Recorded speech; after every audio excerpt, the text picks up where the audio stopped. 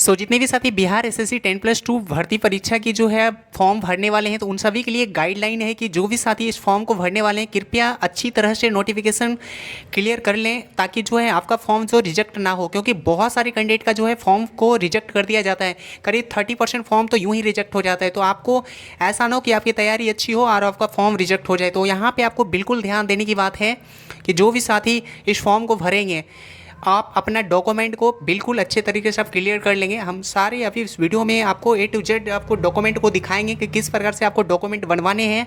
और आपके पास अगर टाइपिंग की सर्टिफिकेट नहीं है, और हाँ, जिन भी साथी के पास हिंदी टाइपिंग सर्टिफिकेट और अंग्रेजी सर्टिफिकेट दोनों अलग अलग हैं तो अच्छी बात है। अगर दोनों एक ही में है तो कोई दिक्कत की बात नहीं है, दोनों जगह आपको सेम सर्टिफिकेट को अपलोड करने हैं। एंड आपके पास एडिशनल सर्टिफिकेट जिन भी साथी के पास नहीं है, अगर आपके पास अभी बहुत लंबा समय है, आप आसानी से बनवा सकते हैं। और हाँ, एडीसीए सर्टिफिकेट कंप्यूटर की जो है बनवाने टाइम आपको कौन सा ध्यान देने हैं वहाँ पे, क्योंकि बहुत सारे कैंडिडेट जो है मेरे अभी जो पिछली बार फॉर्म इसकी भरी थी दूसरे डिपार्टमेंट की, उनमें जो है काफ़ी साथी अप्रेंटिस जो वहाँ पे कंप्यूटर सर्टिफिकेट खोजा गया था, तो काफ़ी साथी ऐसे ब्रांच से कंप्यूटर सर्टिफिकेट बनवा लिए थे जिनको डॉक्यूमेंट वेरिफिकेशन में दिक्कत आई थी। क्योंकि उनका सर्टिफिकेट जो क्या हुआ था, जब डॉक्यूमेंट वेरिफिकेशन हुई थी तो उनका सर्टिफिकेट वैलिडेट नहीं था और उनको जो है वहाँ पे प्रॉब्लम देखने के लिए मिली थी। तो आपको इस तरह से जो है प्रॉब्लम में नहीं फंसना है, क्योंकि बहुत सारे कंप्यूटर सेंटर ऐसे हैं फ्रॉड के जो आपको सर्टिफिकेट बना के दे देते हैं, और उनकी जो है जब आपकी डॉक्यूमेंट वेरिफिकेशन होती है तो उस टाइम आपको दिक्कत का सामना करना पड़ता है।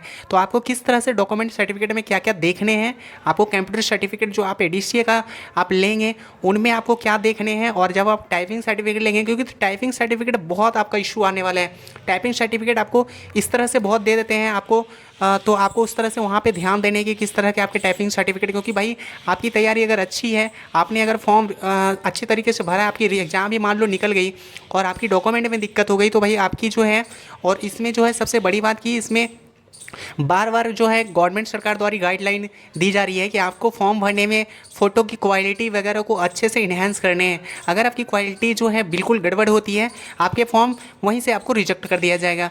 तो आपको कौन जो भी सारी बातें आपको वीडियो में बताई गई है उनको आप पूरी तरह से ध्यान से पूरी अंत तक देखें, ताकि आपको ऐसा ना हो कि बाद में आपको दिक्कत का सामना करना पड़े। तो आपको जो है क्या करना है, वीडियो को बिल्कुल ध्यान से देखने हैं अंत तक, क्योंकि आपको जब वीडियो देख लेंगे आपको सारी डाउट क्लियर हो जाएगी आपकी सर्टिफिकेट से रिगार्डिंग। चाहे आपकी ओबीसी एनसीएल सर्टिफिकेट हो, चाहे आपकी कंप्यूटर की टाइपिंग सर्टिफिकेट हो, टाइपिंग हिंदी और इंग्लिश की, और चाहे आपकी जो है एडीसीए का सर्टिफिकेट हो। तो यहाँ पर देख सकते हैं कि यहाँ पे जो है फॉर्म भरने की जो है आपकी लंबा समय है, ताकि अगर आपके पास जो है ओबीसी एनसीएल जाति, और हाँ, जिन भी साथी के पास जाति आवासीय आय करेंट का नहीं है, बिल्कुल करेंट का मांगा गया है, आप करेंट का बनवाएं। अगर आपके पास 6 महीने का आय 6 महीने से कम का नहीं है तो आप बनवा लें, आपके पास अभी टाइम है, आप उसके अनुसार से बना लें। और उसके बाद जो है उसके बाद जब जातीय आवासीय आय जब आप बना लेते हो तो उसके बाद आपका एनसीएल बना लेने हैं, ताकि आपको जो है छूट अच्छा मिल जाए। ओबीसी कैटेगरी नहीं तो आपका जो है जनरल में आपका चला जाएगा। उसके बाद जो है चलते हैं। और हाँ, बहुत साथी का मैंने कल एक साथी का जो है टेलीग्राम पे उन्होंने भेजा था ओबीसी सर्टिफिकेट, तो भाई उनमें एक इशू था कि यहाँ पर आप देख सकते हो, वो भी हम इशू बताएंगे कि क्या इशू आ रहा है। कि कोई बहुत सारे कैंडिडेट आप जानते हो कि बिहार में किस तरह से ओबीसी वगैरह सब बनाए जाते हैं, और आपको वो सारी जानकारियाँ हम आपको देंगे। उसके बाद चलिए हम जानते हैं यहाँ पे। देखिए, सबसे पहले आपको रजिस्ट्रेशन करना होगा। जब आप रजिस्ट्रेशन पोर्टल अभी हम खोल कर दिखाएंगे आप लोगों को किस तरह से आपको शो होगा। रजिस्ट्रेशन करने के बाद आपको सेकंड लेवल पे ही आपका जो है पेमेंट ले लिया जाएगा। तो पेमेंट देने के बाद पेमेंट नॉट रिफंडेबल होगा, आपको पेमेंट दोबारा नहीं दिया जाएगा। आपने अगर गलती कर दिया है फाइनल सबमिट में तो आपको बहुत पछताना पड़ेगा। इसलिए मैं पहले बता रहा हूँ आप वीडियो को लास्ट तक ध्यान से देख लें, क्योंकि आपकी जो है लाइफ की सवाल है, तो आप इस वीडियो को ध्यान से देखें।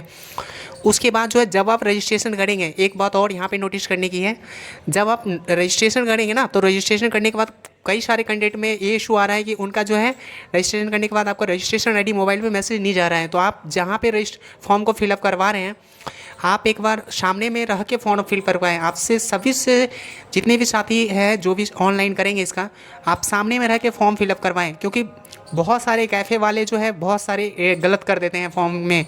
तो ऐसी आपको दिक्कत ना आए तो आप सामने में रह के अपने से बैठ के वहाँ से करवाएं, आपको ज़्यादा अच्छा होगा। उसके बाद जो है उसके कंप्यूटर पे जैसे ही रजिस्ट्रेशन होगी तो आपको वहाँ पे जो है स्क्रीनशॉट ले लेने हैं या फिर आपको मोबाइल से फ़ोटो क्लिक कर लेने हैं।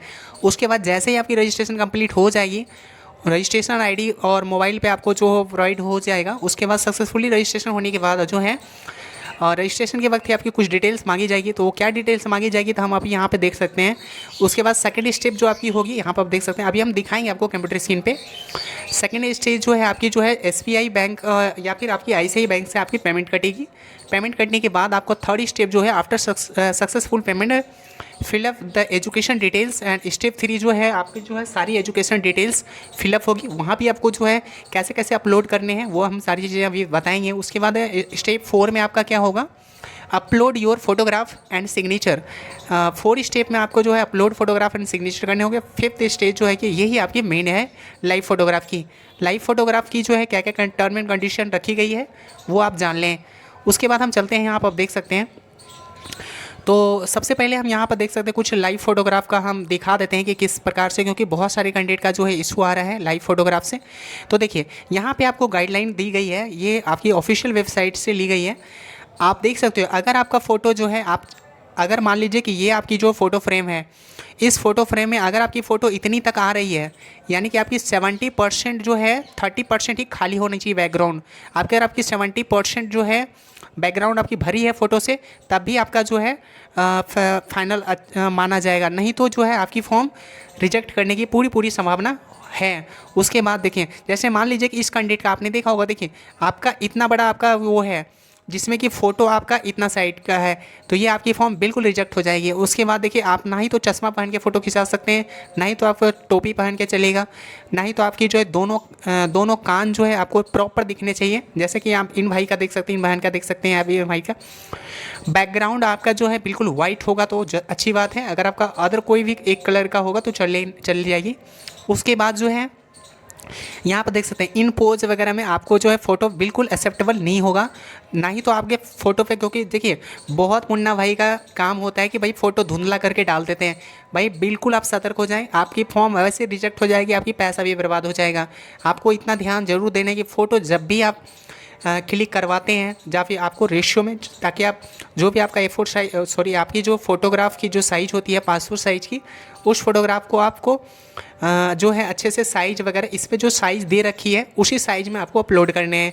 आपकी साइज़ जो है आपको जो चौड़ाई या लंबाई जो फ़ोटो की दे रहती है उसी साइज़ में आपको अपलोड करने हैं। नहीं तो क्या होगा कि जब आप फॉर्म का प्रिंट निकालेंगे उसमें क्या दिखेगा, आपका चेहरा जो है, क्योंकि बहुत सारे क्या होते हैं कि ऑनलाइन फॉर्म भरने वाले गलती क्या करते हैं, फॉर्म आपको फ़ोटो तो अपलोड कर दी जाती है केवी, मान लीजिए केवी आपने बनाया, केवी में आपकी अपलोड हो जाएगी। उसके बाद दिक्कत क्या होती है कि जब आप प्रिंट लेंगे तो आपका जो है शकल इस तरह से आपको वाइड एंगल में ज़्यादा आएगा।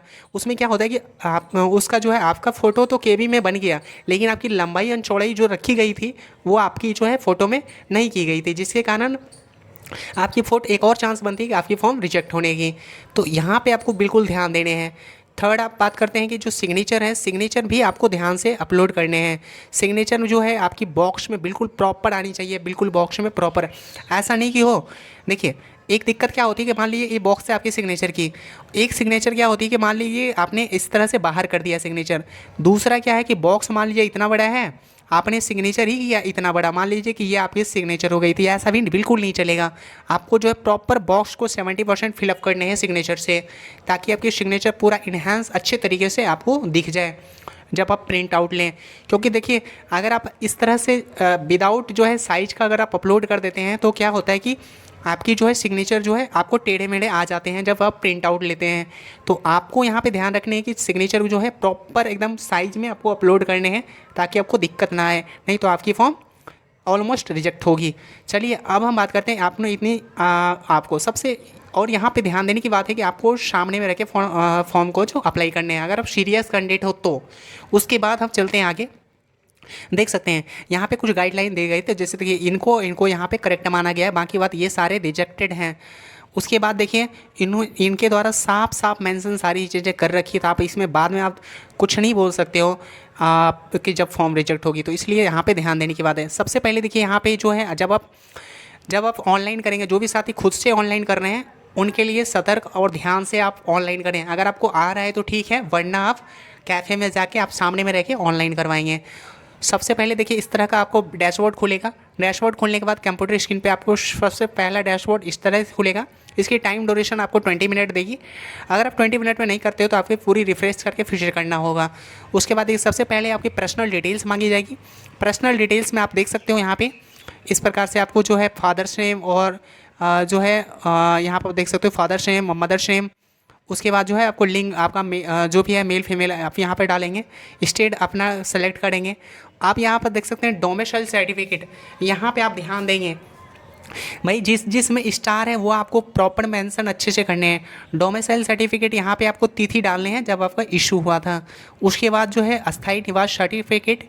उसके बाद जो है यहाँ पे डोमिसाइल सर्टिफिकेट इशू अदर जो है कंपनी अथॉरिटी, जहाँ से आपकी जो है कौन से मान लीजिए कि आपका कहाँ से सीओ से डीओ या फिर आपका जो डीएम लेवल से, तो जहाँ से आपकी जो है इशू हुआ है, क्योंकि आपकी वहाँ पे वैसा नहीं कि कुछ भी आप डाल सकते हो, क्योंकि वहाँ पे आपकी वेरिफिकेशन होगी। वेरिफिकेशन होने के बाद जिन भी कैंडिडेट का गलती पकड़ा गया है ओबीसी में, क्योंकि कई सारे कैंडिडेट का होशियारी क्या होता है कि उनके पुराने जब बने होते हैं उनके जो है इशू डेट वहाँ पे यहाँ पे बता देते हैं। जब आप इसके नंबर डालोगे तो वहाँ पे जो है यहाँ जो बिहार सरकार होती है वो चेक करती है आपकी वेबसाइट पे। अगर वो सर्टिफिकेट आपका नहीं पाए जाने के कारण आपके फॉर्म को रिजेक्ट कर दिया जाता है। तो इतने बात को आपको ध्यान से रखने हैं कि आपको प्रॉपर एकदम सही डाटे को फिलअप करने हैं। अगर आप गलत करते हो तो यहाँ पे आपको रिजेक्ट कर दी जाएगी। उसके बाद जो है स्थायी निवास प्रमाण पत्र, ये तीनों सर्टिफिकेट देख सकते हैं इस तरह से आपको बनवाने हैं। मैंने आप कुछ फॉर्म यहाँ पे लाया है, ये देख सकते हो। ये जो है कैंडिडेट का है, यहाँ पर देख सकते हो ये सीओ लेवल का बना हुआ है। आपकी जो है अंचल जो आप ब्लॉक कहते हो ब्लॉक स्तर पे बना हुआ है। ये आपकी फॉर्म संख्या 10 वैसे आएगी आपकी एनसीएल जब बनवाओगे आप एनसीएल सर्टिफिकेट में। और यहाँ पे ध्यान देने के बाद ये इशू डेट को आपको अच्छे से फिलअप करने हैं ताकि आपकी सर्टिफिकेट वहाँ पे वेरीफाई हो जाए। वेरीफाई नहीं होने के कारण आपका फॉर्म वहाँ पे चांस बनते हैं रिजेक्ट। बाकी बात SC/ST का तो आप नॉर्मल जो है चलेगा। उसके बाद यहाँ पर देख सकते हैं एक कैंडिडेट का यहाँ पे जो इशू आया था उनका यहाँ पे ये सिग्नेचर ही नहीं था। तो ऐसे आपको बिल्कुल ध्यान दे देने हैं। आपका डिजिटल सिग्नेचर होना बहुत ज़रूरी है। डिजिटल सिग्नेचर होना यहाँ पे आपको देख लेने हैं एक बार अच्छे से। उसके बाद जो है बारकोड वगैरह सही से आपके प्रॉपर दिखने चाहिए। उसके बाद जो है जब भी आप फ़ोटो जहाँ पे भी अपलोड करवाएंगे बिल्कुल क्वालिटी आपको अच्छे से रखने हैं ताकि आपको दिक्कत ना हो। उसके बाद हम चलते हैं, देखिए अब चल बात करते हैं कि जो टाइपिंग सर्टिफिकेट होगी उनमें इशू क्या होते हैं। बहुत सारे कैंडिडेट का टाइपिंग सर्टिफिकेट डॉक्यूमेंट वेरिफिकेशन के टाइम रिजेक्ट क्यों होता है, अब मैं यहाँ पे बताता हूँ। बहुत सारे आप टाइपिंग सर्टिफिकेट देखे होंगे जिनमें कि सर्टिफिकेट का सीरियल नंबर का ही पता नहीं है। तो आपको बिल्कुल ध्यान देने हैं कि, और हाँ, जो भी इंस्टीट्यूट से आप सर्टिफिकेट लेते हो वो इंस्टीट्यूट जो है गवर्नमेंट ऑफ इंडिया से एफिलिएटेड होना चाहिए। उनकी रजिस्ट्रेशन नंबर जरूर होनी चाहिए सर्टिफिकेट पे। आप यहाँ पर देख सकते हो इनके सर्टिफिकेट नंबर पे रजिस्ट्रेशन नंबर यहाँ पे ज़रूर है। रजिस्ट्रेशन नंबर नहीं होगा तो आपकी वहाँ पे कोई उसकी वैलिडिटी मान्यता नहीं रखा जाता है। तो आपको इतना बात ध्यान रखने हैं कि certificate number and registration number आपके टाइपिंग सर्टिफिकेट पे होना अनिवार्य है। उसके बाद आपके टाइपिंग सर्टिफिकेट अलग अलग है तो कोई दिक्कत नहीं। अगर एक ही में है, जैसे कि इन भाई का एक ही में है, तो देख सकते हो कि Hindi typing and English typing certificate course जो है आपकी 40 वर्ड पर मिनट। और देखिए बहुत सारे एक कैंडिडेट का मैच ऐसी था कि मैंने मान लीजिए कि आपकी टाइपिंग आपके मिनिमम आपको कितने रखने हैं। जैसे मान लीजिए आपको इंग्लिश में आपको 35 वर्ड मांगा गया है, 35 वर्ड पर मिनट, तो आपको जो है कम से कम 35 वर्ड की सर्टिफिकेट पे मेंशन होनी चाहिए। ये आप ध्यान से रखेंगे। उसके बाद जो है ज़्यादा से ज़्यादा आप जितना आप करवा लो, लेकिन हाँ कम से कम आपके 35 वर्ड पर मिनट आपको सर्टिफिकेट पे मेंशन होनी चाहिए। और हिंदी में 30 वर्ड, तो यहाँ पे दोनों एक ही में मेंशन कर रखा है तो इससे कोई दिक्कत नहीं चलेगा। उसके बाद ड्यूरेशन ऑफ कोर्स जो है आपने टाइपिंग कितने समय में सीखी थी, तो 90 डेज में आपने टाइपिंग सीखी थी, तो ये आपको मेंशन होना चाहिए। कैसी ग्रेड मिली थी आपको, A1, B2, B3, B+, ये ग्रेड आपको शो करने होंगे। उसके बाद देख सकते हैं यहाँ पे जो टाइपिंग सर्टिफिकेट था बारे में, आप यहाँ पे देखते हैं इशू पाए, तो यहाँ पे जो है जो भी यहाँ पे जो भी एजेंसी में आपने सीखा है, जहाँ पे भी आपके सीखा है वहाँ पे आपको जो है उनके ऑथराइज जो है वहाँ पे सिग्नेचर वगैरह आपको पूरी तरह से मेंशन होनी चाहिए, जो भी डायरेक्टर वहाँ के रहे हैं उनके द्वारा।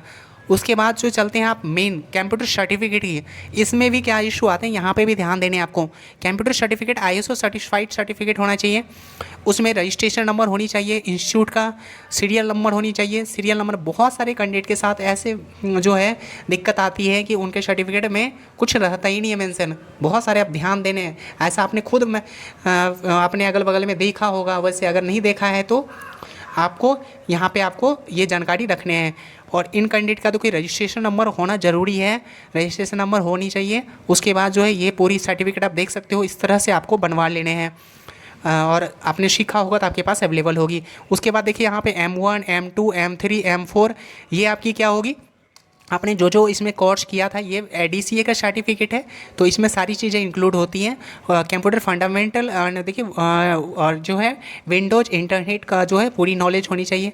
MS word, MS Excel, MS PowerPoint और MS ये सारी चीज़ें, टैली ARP9। उसके बाद जो है GST, ये सारी बिल वैट वगैरह तो आपकी लेटेस्ट चल रही है GST वगैरह, ये सारी चीज़ें बिल वगैरह ये सारी चीज़ें मेंशन होगी उसमें।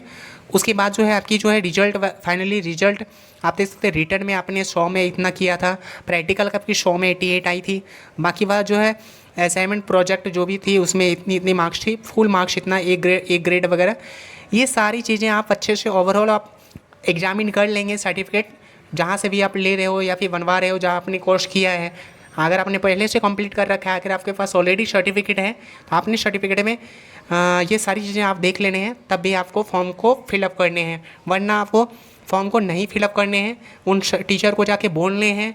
ये सारी बातें आप ध्यान से रखेंगे। उसके बाद हम चलते हैं आगे, और आपको मैंने फ़ोटो के रिगार्डिंग बता दिया। अब देखिए अब वो फ़ोटो, लाइव फ़ोटो की बात ही, तो लाइव फ़ोटो आप कब अपलोड करेंगे वो हम बता देते हैं। लाइव फ़ोटो देखिए आपका जो अपलोड होगा, जैसे ही आपने फर्स्ट आपने रजिस्ट्रेशन किया, सेकंड आपने पेमेंट देने हैं। पेमेंट देने के बाद हाँ, अब एक साथी का गलती है कि मान लीजिए कि आपने पेमेंट के सेक्शन के बाद जो है, मान लीजिए कि मैं आपने यहाँ पे गया और मान लीजिए कि आपने सारी चीज़ें प्रमाण पत्र की इशू डेट भरी, जातीय आवासीय आय भरी, थोड़ा सा मिस्टेक हो गया, आपने यहाँ से सेव एंड नेक्स्ट पे कर दिया क्लिक, तो एक स्टेप बैक जाके आप एडिट कर सकते हो। लेकिन हाँ, जब आप फाइनल सबमिट लगाओगे, वहाँ जब आपकी फाइनल सबमिट होगी लाइव फ़ोटो देने के बाद, लाइव फ़ोटो देने के बाद जो फाइनल सबमिट होगी उसके बाद आप एक कुछ भी एडिट नहीं कर सकते हो। आपकी एक ही चांस बनती है आपकी फॉर्म रिजेक्ट होने की। तो भाई मैं बार बार रिजेक्ट को फोकस कर रहा हूँ इसलिए कि आपको बिल्कुल ध्यान देने इस बात को, नहीं तो आपकी मेहनत बेकार चली जाएगी। उसके बाद आपको पता नहीं रहेगा, आपकी पता चलेगा उसके बाद फॉर्म रिजेक्ट हो गया। उसके बाद ये बाकी बात, आप कार्ड, कोई भी कार्ड से आपके पास वीज़ा है, रुपए है, मास्टर कार्ड है, किसी भी कार्ड से आप पेमेंट आसानी से यहाँ पे कर सकते हैं। पेमेंट करने के बाद आपका है सारी प्रोसेस, आप यहाँ पर 10th का डिटेल्स भर सकते हो, या बोर्ड आपने किसी भी बोर्ड से पास किया है, उत्तीर्ण का कौन सा साल। और हाँ, एक साथ ही यहाँ पे देखिए, यहाँ पे देखिए मार्कशीट सर्टिफिकेट या सर्टिफिकेट नंबर कोई भी डाल सकते हैं, लेकिन बहुत सारे में आपकी सर्टिफिकेट नंबर मांगी जाती है, तो यहाँ पे ध्यान रखने, मार्कशीट का नंबर या सर्टिफिकेट नंबर कोई भी डाल सकते हो। आप यहाँ पर देख सकते हैं टाइपिंग, टेक्निकल स्किल में जो आप देख सकते हैं टाइपिंग आपकी जो है, संस्थान के नाम, इंग्लिश टाइपिंग कहाँ से सीखी उस संस्थान के नाम, सर्टिफिकेट का नंबर। देखा जैसे मैंने बताया था ना, आपको सर्टिफिकेट नंबर ज़रूरी यहाँ पर मांगा जाएगा वेरिफिकेशन के लिए, ताकि वो जांच सके कि वो ISO सर्टिफाइड, मतलब गवर्नमेंट रिकॉग्नाइज इंस्टीट्यूट वगैरह है या नहीं। कब आपकी जो है इशू हुई थी सर्टिफिकेट, ये आप डालेंगे। जिन साथी के पास केवल इंग्लिश की टाइपिंग सर्टिफिकेट है, केवल इंग्लिश डालेंगे। जिन साथी के पास केवल हिंदी की सर्टिफिकेट है, वो केवल हिंदी डालेंगे। और यहाँ पे देख सकते हैं, अगर आपके पास कंप्यूटर सर्टिफिकेट है तो यस या नो डाल सकते हैं। जिनके पास नहीं है, नहीं है तो कोई दिक्कत नहीं। अगर आप इच्छुक है बनवाना चाहते हैं तो वो बनवा सकते हैं, आपके लिए ज़्यादा प्रेफरेंस खुलने वाला है। अगर आप नहीं देते हो कंप्यूटर तो आपके पास बहुत सारे जो है प्रेफरेंस आपको नहीं मिलेंगे। उसके बाद जिन भी साथी संस्थान का नाम यहाँ पे डालने हैं, कोर्स का विवरण डालने हैं, ADCA किया, DCA किया, कुछ भी किया। उसके बाद जो है सर्टिफिकेट प्रमाण पत्र डालने हैं, सर्टिफिकेट का उत्तीर्ण ईयर्स, डेट डालने हैं कब आपने वहाँ से पास आउट किया था। तो ये सारी चीज़ें आपकी इन्फॉर्मेशन थी। आपके बाद फ़ोटो की देखिए यहाँ पर साइज, विड्थ जो है, यहाँ पे जो है डेप्थ, हाइट जो भी है, यहाँ पे आपको प्रॉपर आपको मेंशन करने हैं, आपको फ़ोटो सिग्नेचर। उसके बाद जो है फिर 6 स्टेज जो है आपकी लाइव फ़ोटो की, तो आप देख सकते हो कि 6 स्टेज जो है आपकी, 5 स्टेज जो है आपकी लाइव फ़ोटो की होगी। यहाँ पर आप चलिए हम देख लेते हैं। इससे पहले थी, हाँ यहाँ पर आप देख सकते हैं, यहाँ पर आप देख सकते हो, यहाँ पर देख सकते हैं after uploading photograph and signature, जब आप फोटोग्राफ एंड सिग्नेचर अपलोड कर लेंगे उसके बाद जो है यहाँ पे लाइव फ़ोटो देने हैं। जब आप मान लीजिए कि जहाँ से आपने ऑनलाइन करा है उसके लैपटॉप में वेब कैमरा होगा, वहाँ से जैसे ही कैमरा ओपन होगा पीछे आपको क्या करना है, क्योंकि देखिए पीछे आपको खुद वहाँ पे थोड़ा ध्यान देने हैं, वाइट पर्दा रखने हैं। वाइट पर्दा के साथ आपको जो अगर आपको लाइट प्रॉपर नहीं आ रही है, क्योंकि लाइव फ़ोटो के देखिए लैपटॉप का जो है कैमरा फ्रंट कैमरा होता है वो बहुत वीजीए कैमरा होता है, तो आपको यहाँ पे ध्यान रखने कि आपको अच्छे से लाइट में फ़ोटो को क्लिक करने हैं ताकि आपको चेहरा को अच्छे से देखा जाए, आपको ना दोनों कान अच्छे से दिखना चाहिए, आँख प्रॉपर। और ये जो यहाँ पे मान लीजिए कि ये सिर है, अभी चलिए देखते हैं यहाँ पे एक फ़ोटोग्राफ लेते हैं तो उनको आपको एग्जांपल थोड़े से अच्छे बता देते हैं, क्योंकि लाइव फ़ोटो में तो यहाँ देखिए ये मान लीजिए इन कैंडिडेट का, इन भाई का जो है फ़ोटो है, तो ये जो है ना ये वाला पूरा भाग, ये वाला भाग पूरे अच्छे से कपाल जो है पूरे अच्छे से दिखने चाहिए। ऐसा नहीं कि आप हेयर को नीचे कर लोगे, लाइव फ़ोटो में हेयर नीचे रहेगी तो वो आपको वहाँ पे रिजेक्ट हो जाएगी।